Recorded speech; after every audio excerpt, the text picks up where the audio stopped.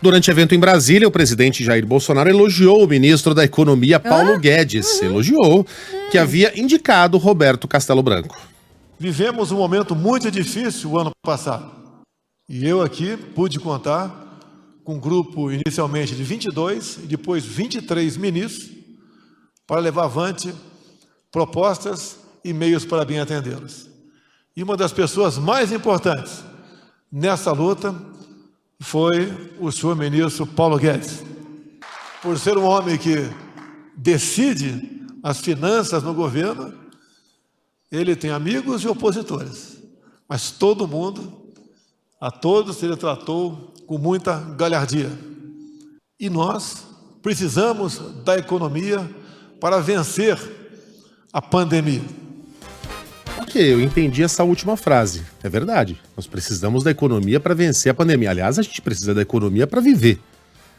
Agora, o resto, a importância do Paulo Guedes, os amigos, os inimigos, a galhardia, eu não entendi absolutamente nada do que o Bolsonaro quis dizer ali, com palavras que não conseguem encher um balão de festa, que não tem substância nenhuma. Onde é que a gente está vendo essa importância do Paulo Guedes? Exatamente onde se refletiu, onde se materializou nesses últimos 2 anos e 2 meses a importância do Paulo Guedes?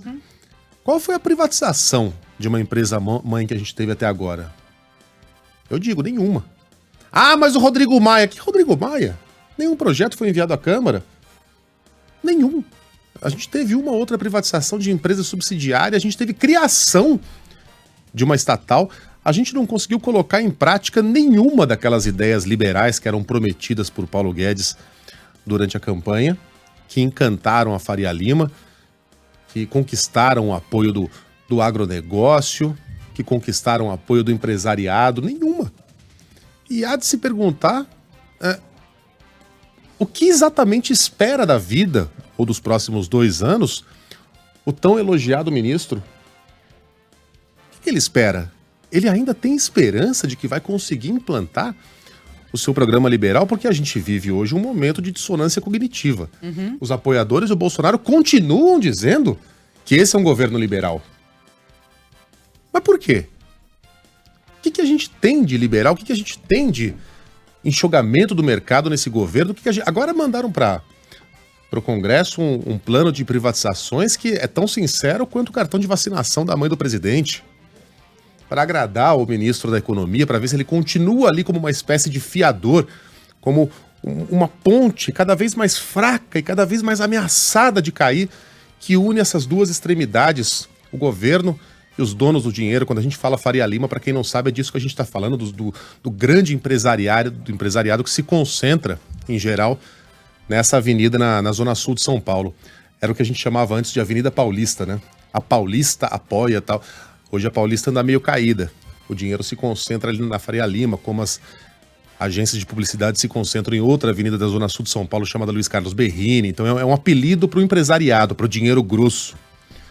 Essa ponte está cada vez mais frágil, né? Há pouca coisa que a sustente, a não ser a simples presença de Paulo Guedes, que criou a fama de ser um super liberal de Chicago, um Chicago boy, mas que não demonstrou esse apetite todo pelo enxugamento do governo desde que chegou ao poder, e também teve esse mesmo poder esvaziado dia a dia pelo presidente, que nas falas sublinha a importância de Paulo Guedes, mas cada vez mais promove a pazuelização do ministro da Economia. Cada vez mais uma figura decorativa, para usar um termo conhecido dos brasileiros. Disse ainda o presidente que não quer briga com a Petrobras. Nós não temos uma briga com a Petrobras. Nós queremos, sim, que cada vez mais ela possa nos dar transparência e também previsibilidade. Não precisamos esconder reajustes ou seja lá o que for no que integra o preço final dos combustíveis. É difícil falar de transparência, né? Deixa eu citar a mensagem de mais um ouvinte aqui, que ele diz que tá... Não, então, ele tá... Olha, não dá muito bem para entender, né, do que ele tá falando. DDD 83, final 0403. Que a gente não sabe se é uma tentativa de segurar e elogiar de fato o ministro ou se é aquele elogio, como ele diz, de uma carta de demissão, sabe? Seria: Paulo Guedes, vem brilhar aqui fora.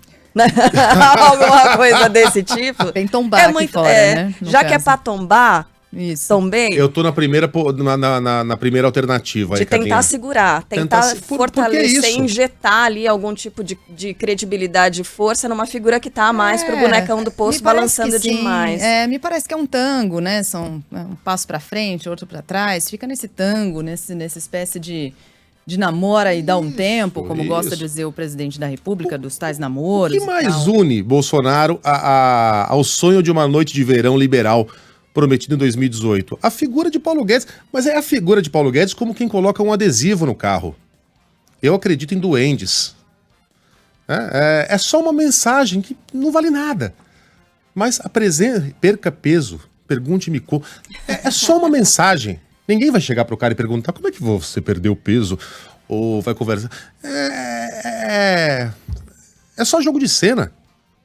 Porque as atitudes desse governo não vão ao encontro daquilo que foi vendido do nosso ministro da Economia. Mas a presença dele ali ainda é um fiapo de argumento para você poder dizer, não, ainda vai acontecer. A gente ainda está arrumando a casa, está arrumando o quarto. Em breve a gente vai fazer toda aquela reforma estrutural que a gente prometeu. Olha o Paulo Guedes ali. Como é que você não acredita em mim? Eu tenho ali o Paulo Guedes. Ele é um Chicago boy. Né? Ele é um ultraliberal. Por que ele estaria conosco se nós não fôssemos? Mas os sinais são cada vez mais claros. É um governo que vai da inoperância à intervenção, sem jamais passar por essas reformas estruturais. A pergunta é, por que o Paulo Guedes está nessa? Está se deixando usar como boneco de títere dessa maneira. Aí é uma pergunta que só o próprio ministro pode responder.